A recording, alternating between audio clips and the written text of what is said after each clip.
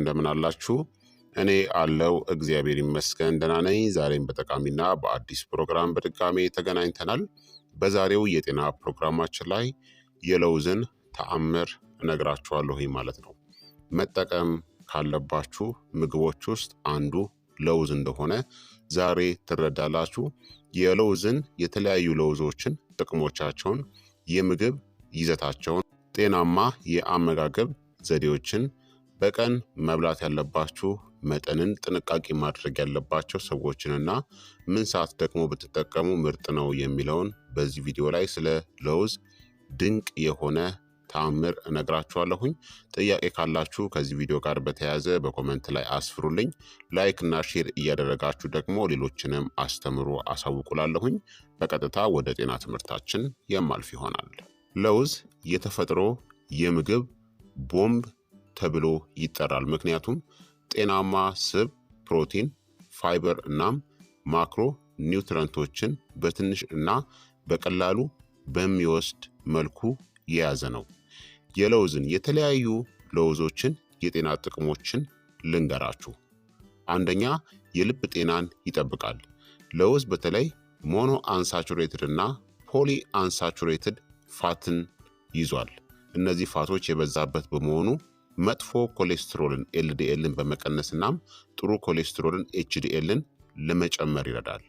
ለውዝ ኦሜጋ ስሪ ፋቲ አሲዶችን በተለይ በዋልነት ውስጥ ይዟል። ይህም ኢንፍላሜሽንን ለመቀነስና የደም ቧንቧ መጎዳትን ለመከላከልም ይረዳል። የለውዝ የማግኒዚየም እና የፖታሲየም ይዘቱ የደም ግፊትን ለመቆጣጠር እናም የደም ዝውውርን ለማሻሻልም ይረዳል። ሁለተኛ፣ እጅግ በጣም ጥሩ የእጽዋት ፕሮቲን ምንጭ ነው። ለውዝ በአንድ እፍኝ ወይም ደግሞ በ28 ግራም ውስጥ ከ6 እስከ 8 ግራም ፕሮቲንን ይሰጣል። ይህም ለቬጂቴሪያኖችና ለቪጋኖች ተመራጭ ያደርገዋል። ፕሮቲን የጡንቻን ጥገና፣ ሆርሞንን ማምረትንና የጥጋብ ስሜትንም ይረዳል። ሶስተኛ፣ የአእምሮ ጤናንም ይደግፋል። ዋልነት፣ አልመንድ እና ሄዝልነት በቫይታሚን ኤ የበለጸጉ ናቸው። ይህም የአእምሮ ሴሎችን ከኦክሲዲቲቭ ስትረስ ይከላከላል።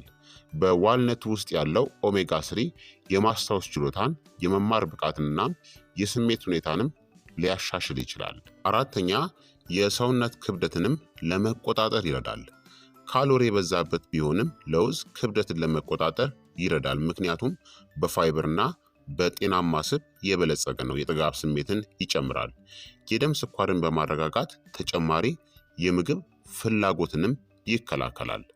አንዳንድ የለውዝ ስብ በምግብ መፈጨት ጊዜ ሙሉ በሙሉ ስለማይዋሃድ የተጣራ የካሎሪ መጠንንም ይቀንሳል። አምስተኛ፣ ጠንካራ አጥንቶችም እንዲኖረን ይረዳል።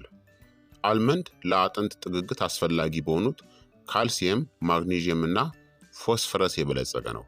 ብራዚልነት ደግሞ ለአጥንት ጤና የሚረዳውን ሴሊኒየምን ይዟል። ስድስተኛ፣ ከፍተኛ የአንቲ ኦክሲዳንት ኃይልም አለው። ለውዝ ፖሊፊኖልስ፣ ቫይታሚን ኢ፣ ሴሊኒየም እና ሌሎች አንቲ ኦክሲዳንቶችን ይዟል። እነዚህም ከፍሪ ራዲካል ጉዳት ጋር በመታገል የረጅም ጊዜ በሽታዎችን የመጋለጥ እድልንም ይቀንሳሉ። ሰባተኛ፣ የስኳር በሽታንም ለመቆጣጠር ይረዳል። አዘውትሮ ለውዝን መመገብ የኢንሱሊን ሴንሲቲቪቲን ያሻሽላል እናም በጾም ጊዜ የደም ስኳር መጠንንም ይቀንሳል። ለውዝ ዝቅተኛ ግላይሲሚክ ኢንዴክስ አለው። በደም ስኳር መዋዠቅ ላይ አነስተኛ ተጽዕኖ አለው። ስምንተኛ፣ ኢንፍላሜሽንን የመከላከል ባህሪያት አለው።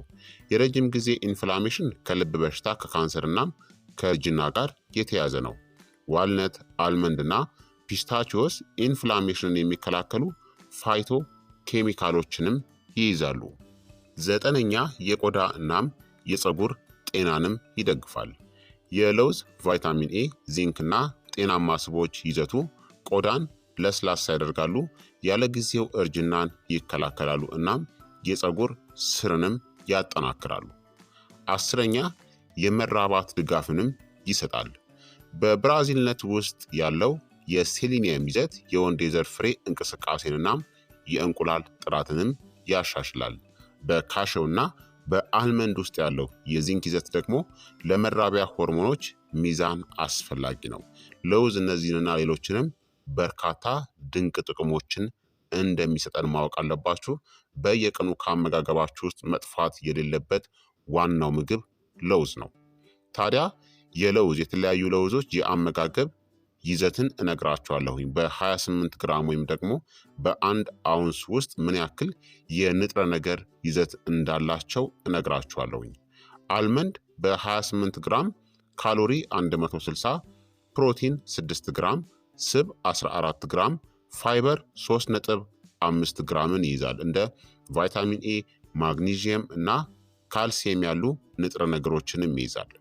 ዋልነት በ28 ግራም ውስጥ ካሎሪ 185፣ ፕሮቲን 4 ግራም፣ ስብ 18 ግራም፣ ፋይበር 2 ግራም እና እንደ ኦሜጋ 3 ፋቲ አሲድ፣ አልፋ ሊኖሌኒክ አሲድ እና መዳብንም በከፍተኛ ሁኔታ ይይዛል።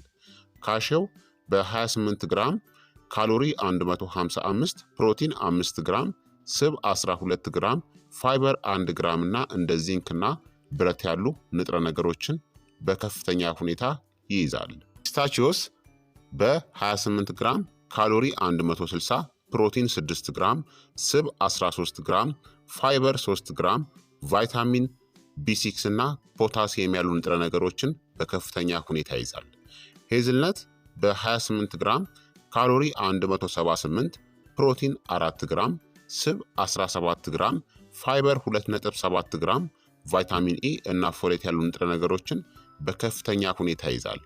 ብራዚል ነትስ በ28 ግራም ካሎሪ 187፣ ፕሮቲን 4 ግራም፣ ስብ 19 ግራም፣ ፋይበር 2 ግራም እና እንደ ሴሊኒየም ያሉ ንጥረ ነገሮችን በከፍተኛ ሁኔታ ይይዛል።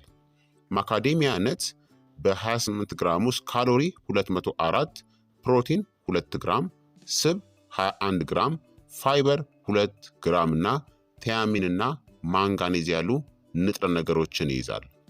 ፔካነት በ28 ግራም ውስጥ ካሎሪ 136፣ ፕሮቲን 3 ግራም፣ ስብ 20 ግራም፣ ፋይበር 2.7 ግራም፣ ማንጋኔዝ እና ቫይታሚን ኤ ያሉ ንጥረ ነገሮችን በከፍተኛ ሁኔታ ይይዛል ማለት ነው።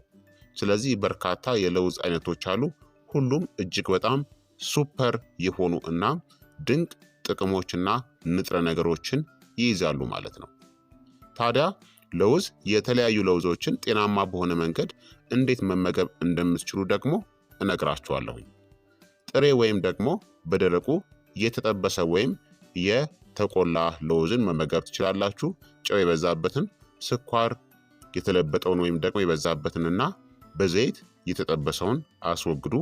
አንዳንድ ለውዞችን እንደ አልመንድና ዋልነትን ከ6 እስከ 8 ሰዓታት ለአንድ ሌሊት በውሃ ውስጥ በመንከር የመዋሃድ ብቃትን ሊያሻሽልናም እንደ ፋይቲክ አሲድ ያሉ ንጥረ ነገሮችን ሊቀንስላችሁ ይችላል። በዚህ መልኩ መመገብ ትችላላችሁ። የተለያዩ የለውዝ አይነቶችን ደግሞ አዋሃዱ። እያንዳንዱ ለውዝ ልዩ ጥቅም አለው። ቅልቅል መመገብ የንጥረ ነገር ብዙሃነትን ይጨምራል። ለውዝን ከፍራፍሬዎች ወይም ደግሞ ከሰላጣዎች ጋር አዋሃዱት። ይህ ማይክሮ ኒውትረንቶችን ለማመጣጠን እናም የንጥረ ነገሮችን ውህደት ወይም ደግሞ አብዞርሽንን ለማሻሻል ይረዳል። የለውዝ ቅባቶች ተፈጥሯዊ ያለ ተጨማሪ ስኳርና ዘይት በጣም ጤናማ አማራጮች ናቸው። እንዲሁም ከቺፕስ ወይም ደግሞ ከጣፋጭ ነገሮች ይልቅ እንደ መክሰስ ለውዝን ተጠቀሙ። በተጨማሪም የምግብ ይዘትን ለመጨመር ለውዝን በኦትሜል በእርጎና በስሙዚ ላይ ጨምራችሁ መመገብ ትችላላችሁ ማለት ነው። ታዲያ በየቀኑ የሚመከረው እንድትመገቡ የለውዝ መጠን አዋቂዎች በቀን 28 ግራም ወይም ደግሞ 1 አውንስ መመገብ ይችላሉ። ይህ በግምት ትንሽ የእጅ እፍኝ እንደማለት ነው። 28 ግራም ማለት ወይም ደግሞ 28 ግራም ለውዝ ማለት ከ23 የአልመንድ ፍሬዎች ጋር እኩል ነው። እንዲሁም ከ14 የዋልነት ግማሾች ጋር እኩል ነው። ከ20 የፔካን ግማሾች ጋር እኩል ነው። እንዲሁም ከ18 የካሸው የለውዝ ፍሬ ጋር እኩል ነው። ወይም ከ49 ፒስታቺዮስ የለውዝ ፍሬ ጋር እኩል ነው። ልጆች ደግሞ እንደ ዕድሜ እና እንደ ካሎሪ ፍላጎቶቻቸው አነስተኛ መጠን በግምት ከ15 እስከ 20 ግራም በቀን መመገብ ይችላሉ ማለት ነው። ታዲያ በየትኛው ሰዓት ለውዝን ብትመገቡ የተሻለ እንደሆነ ልንገራችሁ። የምትመገቡበት ጊዜና ሰዓት ሰውነታችሁ ንጥረ ነገሮችን እንዴት እንደሚጠቀም ለውጥ ያመጣል። አንደኛ ጠዋት ላይ መመገብ ነው። ይህ በአጠቃላይ በጣም ምርጡ ጊዜ ነው። ምክንያቱም ከእንቅልፋችሁ ስትነሱ የሜታቦሊዝም ሂደቱ በጣም ንቁ ነው። ለውዝ ቀጣይነት ያለው ኃይል፣ ፕሮቲንና ጤናማ ስብን በመስጠት እስከ ቀጣዩ የምግብ ድረስ የጥጋብ ስሜት እንዲሰማችሁ ያደርጋል። እንደ ማግኒዥየም፣ ቫይታሚን ኢ እናም አንቲ ኦክሲዳንት ያሉ ንጥረ ነገሮች ለዕለታዊ የሴል ጥገና እናም ለኃይል ምርትም ይውላሉ። እንዴት መመገብ ትችላላችሁ? በቁርስ ጊዜ አንድ እፍኝ የተደባለቀ ለውዝን በኦትሜል በእርጎ ወይም ደግሞ በስሙዚ ላይ በመጨመር መጠቀም ትችላላችሁ። ከ6 እስከ 8 ሰዓታት ሌሊቱ ሙሉ የተነከረ የአልመንድ ፍሬን ጠዋት ላይ ለመመገብም በጣም ጥሩ ነው። ለመዋሃድ ቀላልናም ንጥረ ነገር ውህደቱም ይሻሻላል ማለት ነው። ሁለተኛ ደግሞ የጠዋት አጋማሽ ላይ ወይም ደግሞ ከሰዓት በኋላ እንደ መክሰስ መመገብ ትችላላችሁ።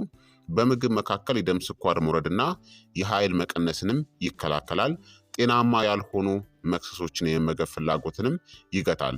እንዴት መመገብ ትችላላችሁ? ለውዝን ከፍራፍሬ ጋር በማዋሃድ ለምሳሌ ፒስታቺዮስን ከአፕል ጋር ወይም ደግሞ ዋልነትን ከቴመር ጋር በማዋሃድ ለተመጣጠነ ካርቦሃይድሬትስ፣ ስብና ፕሮቲን በጣም ጥሩ ምርጫ ነው። ከስፖርት በፊት ደግሞ መመገብ ትችላላችሁ። ምክንያቱም ለውዝ ከጤናማ ስቦችና ፕሮቲን ቀስ ብሎ የሚለቀቅ ኃይልን ይሰጣል። ይህም ለጽናት ስፖርታዊ እንቅስቃሴዎች በጣም ተስማሚ ነው። ማግኔዥየም ደግሞ የጡንቻን ተግባርን ይደግፋል። እንዴት መመገብ ትችላላችሁ? ከስፖርታዊ እንቅስቃሴ ከ30 ደቂቃ እስከ ወይም ደግሞ ከአንድ ሰዓት በፊት አንድ ትንሽ እፍኝ ለውዝን በግምት ከ15 እስከ 20 ግራምን ተመገቡ። ከመጠን በላይ ወይም ደግሞ ለስፖርት በጣም ቅርብ በሆነ ጊዜ ደግሞ ከመመገብ ተቆጠቡ፣ ክብደት ሊሰማችሁ ስለሚችል ማለት ነው። አራተኛ ደግሞ ከስፖርት በኋላ ነው። ምክንያቱም በውስጡ ባለው ፕሮቲንና አሚኖ አሲድ ምክንያት ጡንቻዎችን ለመጠገን ይረዳል። ጤናማ ስቦች ኢንፍላሜሽንን ይቀንሳሉ። እንዴት መመገብ ትችላላችሁ? ለበለጠ ፈጣን ማገገም ከካርቦሃይድሬትስ ምንጭ ጋር አዋሃዱት። ለምሳሌ ሙዝና የኦቾሎኒ ቅቤ ወይም ደግሞ ቴምርና አልመንድን ማለት ነው። አምስተኛ ደግሞ ማታ ላይ መመገብ ትችላላችሁ። ጥሩ ሊሆን ይችላል፣ ነገር ግን በመጠኑ ከተመገባችሁ ነው። ዋልነት በእንቅልፍ ላይ ሊረዱ በሚችሉ ሜላቶኒንናም ኦሜጋ 3 የበለጸገ ነው። ይሁን እንጂ ከመተኛታችሁ በፊት ከፍተኛ ቅባት ያለውን ለውዝን ከመጠን በላይ መመገብ በአንዳንድ ሰዎች ላይ ክብደት ወይም ደግሞ የጨጓራ መታወክን ሊያስከትል ይችላል። እንዴት መመገብ ትችላላችሁ? ከመተኛታችሁ ከ30 ደቂቃ ወይም ደግሞ ከአንድ ሰዓት በፊት ትንሽ የዋልነት ወይም የአልመንድ ፍሬን መመገብ ለእረፍትና ለሌሊት ሴል ጥገና በጣም ጥሩ ሊሆን ይችላል። ጠዋትና ከሰዓት በኋላ ስትመገቡ ለኃይል፣ ለሜታቦሊዝም እና የምግብ ፍላጎት መቆጣጠሪያም በጣም ምርጥ ነው። ማታ ደግሞ ስትመገቡ መጠኑን ቀንሱ። ለእንቅልፍና ለአእምሮ ማገገብ በዋልነት ላይ ማተኮር ጥሩ ነው። ስለዚህ በእነዚህ ሰዓቶች ለውዝን መመገብ ትችላላችሁ ማለት ነው። ታዲያ ለውዝን ስትመገቡ ወይም ደግሞ ሲመገቡ ጥንቃቄ ማድረግ ያለባቸው ምን አይነት ሰዎች እንደሆኑ ልንገራችሁ። አንደኛ የለውዝ አለርጂ ያለባቸው ሰዎች ናቸው። ትንሽ መጠን እንኳን ከባድ የአለርጂ ምላሽን ሊያስከትል ስለሚችል። ሁለተኛ የኩላሊት ጠጠር ያለባቸው ሰዎች ናቸው። አልመንድ፣ ካሸው እና ኦቾሎኒ በኦክሳሌት የበለጸጉ ናቸው። የኩላሊት ጠጠር ችግር ካለባችሁ ጥንቃቄ አድርጉ። ሶስተኛ የምግብ መፈጨት ችግር ያለባቸው ሰዎች ናቸው። ከመጠን በላይ ከተመገባችሁ ከፍተኛ ፋይበርና ስብ የሆድ መነፋትን ሊያስከትል ይችላል። ጥንቃቄ ማድረግ ያስፈልጋል። አራተኛ የካሎሪ መጠንን የሚከታተሉ ወፍራም ሰዎች ናቸው። ለውዝ በካሎሪ የበዛ ነው። መጠኑን መቆጣጠር ያስፈልጋል። አምስተኛ ደግሞ በሕክምና ምክንያት በጣም ዝቅተኛ ስብ ያላቸውን ምግቦችን የሚመገቡ ሰዎች ናቸው። መጠኑን መወሰን ሊያስፈልግ ይችላል ማለት ነው። ታዲያ ከመጠን በላይ ለውዝን የመመገብ ደግሞ የጎንዮሽ ጉዳቶች ምንድናቸው የሚለውን ልንገራችሁ። አንደኛ ክብደት መጨመርን ያስከትላል። አንድ ኩባያ ለውዝ በቀላሉ ወደ 800 ካሎሪ በላይ ሊሰጥ ይችላል። ከልክ በላይ ከተመገባችሁ ክብደትን ይጨምራል። ሁለተኛ የምግብ መፈጨት ችግር ነው። በከፍተኛ ስብና ፋይበር ይዘቱ ምክንያት ጋዝ፣ የሆድ መነፋት ወይም ደግሞ ተቅማጥን ሊያስከትል ይችላል። ሶስተኛ የማዕድን ውህደት ችግሮች ነው። ከመጠን በላይ እናም ያልተነከረ ለውዝን ከተመገባችሁ ከፍተኛ ፋይቲክ አሲድ ማዕድናትን ሊይዝ ይችላል። አራተኛ የኩላሊት ጠጠር አደጋ ነው። ኦክሳሌት የበዛባቸው ለውዞችን በስሜታዊነት የሚጎዱ ሰዎች ላይ አስተዋጽኦ ሊያደርጉ ይችላሉ፣ የኩላሊት ጠጠር አደጋን ማለት ነው። አምስተኛ ደግሞ ከፍተኛ የሶዲየም መጠን ነው። ጨው የገባበትን ለውዝን ከተመገባችሁ የደም ግፊትን ሊጨምርባችሁ ይችላል። ስድስተኛ ደግሞ የአለርጂ ምላሾችን ሊያስከትል ይችላል። አለርጂ ካለባችሁ ከቀላል ሽፍታ እስከ ለህይወት አስጊ የሆነ አናፊላክሲስን ሊያስከትል ይችላል ማለት ነው። ስለዚህ ለውዝን በልኩና በመጠኑ መመገብ ያስፈልጋል ማለት ነው። ስለዚህ ክቡራትና ክቡራን ተመልካቾቼ የዛሬው የጤና ትምህርቴ እንግዲህ ይህንን ይመስል ነበረ። እንደተማራችሁበት ተስፋ አደርጋለሁኝ። ሀሳብ አስተያየታችሁም ደግሞ አይለኝ ይላለው። ይህ የጤና ትምህርት ለበርካታ ሰዎች እንዲደርስ ሁላችሁም በቅንነት ላይክና ሼር በማድረግ ሌሎችንም አስተምሩ። በቀጣይ የጤና ትምህርት እስከምንገናኝ እኔንም እናንተንም ቸር ያቆየን። መልካም ጊዜ፣ መልካም ቆይታ። ቻው ቻው።